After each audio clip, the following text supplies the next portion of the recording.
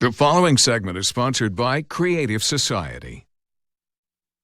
If you believe in Murphy's Law, an ignored heat pump or furnace will fail during the worst possible time in the coldest days of winter. The best way to avoid that disaster is preventative HVAC maintenance and also safety screenings. Sean McGraw from American Veteran AC is with us today. Hi, Sean. Good morning, Margaret. You always say that good maintenance is essential to the longevity, the efficiency, the reliability of all your systems, right? Oh, absolutely. It's paramount. Mm-hmm. And getting a technician to come out perform a heat pump service could keep you from having that emergency on a cold winter day with your HVAC or your furnace. So what should a homeowner expect from a heating inspection? Yeah, well, it depends on whether you have a heat pump or a furnace. So for a heat pump, really what we're going through, we're going to do an overall inspection on the system, make sure it's operating properly out the get-go. First thing we'll generally check is the airflow, making sure that it's getting the right amount of airflow going across it. So we'll start out on the inside, make sure everything's running through right, make sure your coils here are cleaned off well, and it's not trapping any dirt, the fan's putting out the proper blower speed that it's supposed to, creating the right CFM, check static pressures, make sure everything's good there. Then we'll move to the outside, make sure everything's working right there. Until we have the airflow set up, I can't really check the outside unit. The other big thing on a heat pump as well is making sure that your electric heat here is operating properly with all stages are kicking in, the defrost cycle is rolling the way it's supposed to, everything's coming in together. One of the big problems we see a lot of times in the heating season is a unit being overcharged in the summer, and then it goes to the heating season and pressures just raise up like crazy. So that's a big deal. And you definitely want to keep people comfortable. You don't want their systems to just shut off, but safety is a big component because you don't want any combustible gases coming into the vents, right?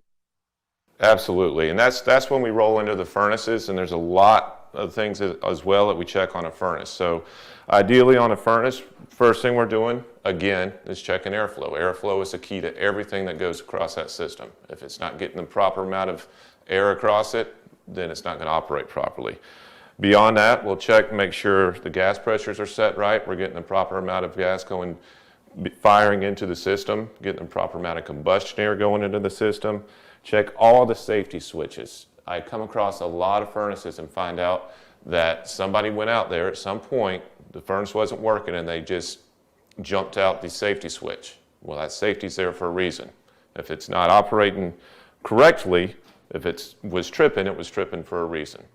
Beyond that, once we make sure that it's firing the way we want to, the last thing we end up doing is checking for any carbon monoxide coming through the airstream, and we'll also go in and check the heat exchanger itself. We'll dig into the heat exchanger with usually a flashlight and a mirror or borescope or all of the above, and go through there, and with the experience and the training that we've had, we know where the weak points are on specific brands and furnaces and where to look.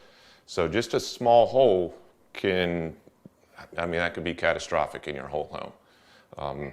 Especially with carbon monoxide, the thing that people don't understand with carbon monoxide, a full-grown adult can handle a lot more of it than, say, a smaller child, because what it does is poison the blood.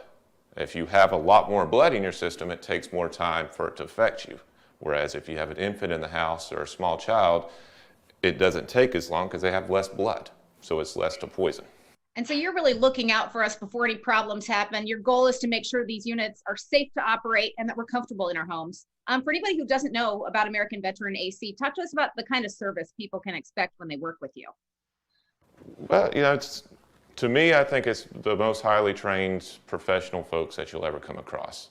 I'm obviously biased on that. Over 50% of the folks that we have on board with us are veterans themselves. Through that, they've just acquired the skill set we bring to them themselves, but what I'm really looking for is the traits in their personality, that work ethic, that attention to detail, the integrity, the initiative, just the self-starter person that gets out there and gets stuff done and takes care of the end customer. One thing I didn't mention, I want to make sure I point this out, going back to the furnaces. If you have any gas-fired appliances in your home, you absolutely need a carbon monoxide detector in every room of the house, and make sure they're tested regularly. That's as far as I go on the safety on that, so I'll go back to you. All right. Well, you'll make sure we're covered, and you always carry out that mission for us. People want to get a hold of you, the number 435-0822, or visit the website, AmericanVeteranAC.com. Sean McGraw, thanks so much for being with us. Thank you, Margaret. Have a great day.